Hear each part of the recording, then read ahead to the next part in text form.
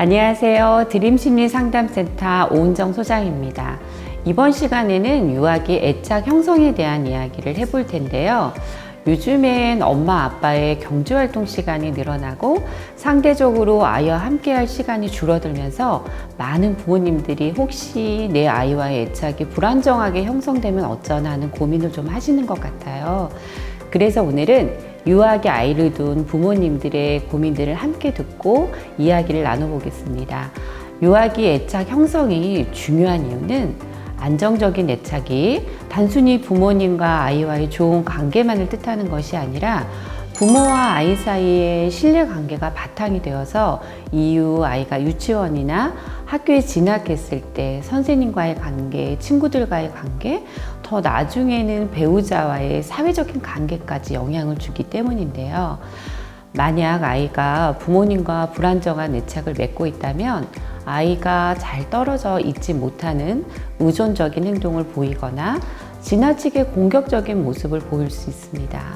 이런 상황이 지속되면 이후에 또래를 사귀거나 선생님과 좋은 관계를 맺기에 어려움이 있을 수 있고 당장 유아기를 지나 어린이집이나 유치원에 진학했을 때 적응이 힘들 수 있기 때문에 가능한 조기에 문제점을 파악하고 해결해 보는 것이 좋습니다. 그럼 부모님들이 우리 아이 애착 형성과 관련해서 어떤 고민을 하고 계신지 첫 번째 사연부터 들어보겠습니다. 이런 경우에는 아동의 나이가 몇 살인지가 중요합니다. 아이들은 생후 6개월 이전까지는 엄마가 자신의 일부라고 생각하지만 그 이유가 되면 엄마를 자신과 다른 사람이라고 생각하게 됩니다. 그래서 엄마와 멀어지게 되면 불안해하고 울기도 하는 반응을 보이는데요. 이러한 상황을 바로 분리불안이라고 합니다. 이 분리불안은 아이의 발달 과정에서 중요한 부분인데요. 이 시기에 내 아이가 엄마와 떨어지지 않으려고 한다면 엄마와 애착을 잘 형성했다는 뜻입니다. 오히려 이 시기에 아이가 엄마를 잘 찾지 않으려는 것이 불안정한 애착일 수 있습니다. 이러한 분리불안 과정은 아이마다 개인차가 있을 수 있지만 3, 4세 전후로는 이제 사라지게 됩니다. 그렇기 때문에 이 나이에 엄마와 떨어지지 않으려고 한다면 정상 발달입니다. 반대인 경우도 생각해 볼까요? 일반적인 분리불안이 정상적으로 일어나는 시기에 엄마와 너무 자주 떨어져 지냈거나 너무 과잉보호가 되어서 부모와의 분리를 경험해 보지 못했다면 이후에 부모님과 떨어지는 것이 어렵고 또래 관계와 유치원, 학교 생활에도 적응에 어려움이 생길 수 있습니다. 그렇기 때문에 이 시기를 넘긴 유치원기 아이가 엄마와 떨어지기를 거부한다면 이것은 분리불안 문제를 가졌을 가능성이 있습니다. 그래서 이때 부모님들이 흔하게 이제 잘못 행동하시는 경우가 있는데요. 아이가 이제 떨어지기를 힘들어하니까 아이 모르게 갑자기 외출하고 사라지는 행동을 하시게 됩니다. 이렇게 아이 모르게 갑자기 엄마가 사라지는 것은 아이에게 더 큰 불안감을 주어서 엄마와 분리되는 것을 더 힘들게 만든다는 것을 기억하셔야 됩니다.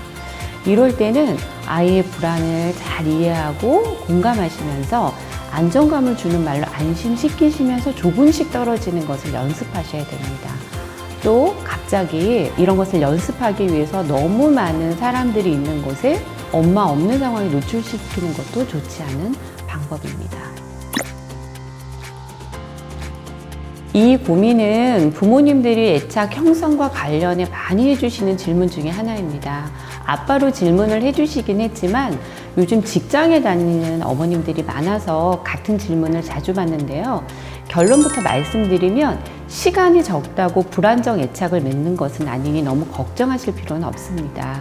이미 연구된 자료들을 보더라도 전업주부인 엄마와 직장에 다니는 엄마들 사이에 안정애착과 불안정애착 사이에는 큰 차이가 없어요. 그래서 이 결과가 애착을 결정하는 것은 시간이 아니라 질이라는 것을 말해주고 있는 것입니다. 그래서 물론 아이와 질 좋은 시간을 많이 가진다면 더 좋겠지만 적은 시간이라도 아이와 행복한 시간을 보내시면 상관이 없습니다.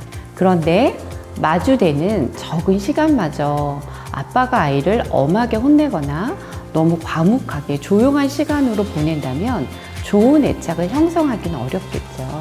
이 시기의 아이들은 에너지가 많은 편입니다. 특히 남자 아이들과는 엄마들이 하기 힘든 몸으로 놀아주는 시간을 갖는다라든지 야외 바깥놀이를 해주시는 것도 좋은 방법이 될 수 있습니다. 또 안아주거나 머리를 쓰다듬어 주는 등의 스킨십을 해주신다면 아이와의 친밀감을 더 좋아지게 할 수 있습니다. 다만 주의하실 점은 이러한 놀이 활동을 할 때 부모님도 진심으로 즐거움을 느끼시기를 좀 바랍니다. 사실 감정이라는 것은 전달되기 마련이거든요. 그래서 우리도 억지로 받는 호의가 좋지 않은 것처럼 아이들도 별로 즐겁지 않은데 즐거운 척 그런 마음으로 노는 건 행복하지 않습니다. 특히 아이들은 말로 정확하게 전달하지 못해서 그렇지 이런 진심에 대한 마음을 잘 알아차립니다. 잘 형성된 아빠의 안정적인 애착은 이후 아이의 사회성에 영향을 크게 주고 사랑과의 신뢰감 형성의 바탕이 되니 아이와의 시간을 즐겁게 보내주시길 바랍니다. 애착 형성 과정에서 중요한 것은 부모의 민감성을 둘 수 있어요. 그래서 애착 형성은 생후 3년 사이에 중요한데요. 생후 3년에 아이가 주로 하는 행동이 무엇일까요? 태어나서 먹고 자고 배변 활동을 하는 그런 것들이 주요한 일들이겠죠. 근데 그 흔하다고 생각하는 것에 엄마가 민감하게 반응해 주셔야 됩니다. 배고파서 올 때 엄마가 빨리 와서 우유를 주고 졸릴 때 잘 수 있도록 도와주는 것들, 아이의 생존에 필요한 보호를 아이가 받게 될 때 아이가 부모로부터 또 이 세상으로부터 첫 번째 신뢰가 쌓이게 되는 것입니다. 그리고 아이가 옹알이를 하거나 미소를 지을 때 같이 웃어주고 안아주고 토닥거려주는 등의 애정 표현이나 사랑에 담긴 칭찬을 해주시는 것도 좋은 애착에 도움을 줄 수 있어요. 여기서 중요한 것은 내가 말하거나 웃을 때 상대가 같이 웃거나 말로 대꾸를 해주는 등의 반응입니다. 내가 이러한 반응을 보일 때 부모로부터 어떤 반응이 오는지가 애착의 유형을 결정하는 요소입니다.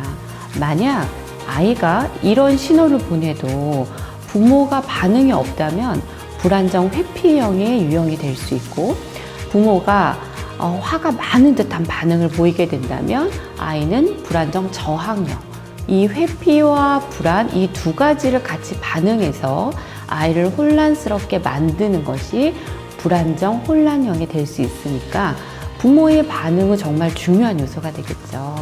그렇다고 이제 억지로 반응을 보이게 되면 아까 말씀드린 대로 아이들도 감정을 느끼기 때문에 힘들 수 있습니다. 그러니 이제 부모님들이 아이에 대한 긍정적인 감정을 잘 유지해 주시는 것이 필요하고, 부모님 스스로 정서적인 사항을 알아차리는 것이 중요합니다. 마지막으로 생후 3년 안에는 중양육자를 자주 교체하시는 것은 좋지 않습니다. 요즘은 맞벌이 부모님들이 많아서 어머니가 아이를 전적으로 돌보지 못하시더라도 아이를 돌봐주시는 분을 자주 교체하는 거는 지양해 주시고, 가능한 한 분이 오랜 기간 돌봐주시는 것이 안정애착에 도움이 되겠습니다.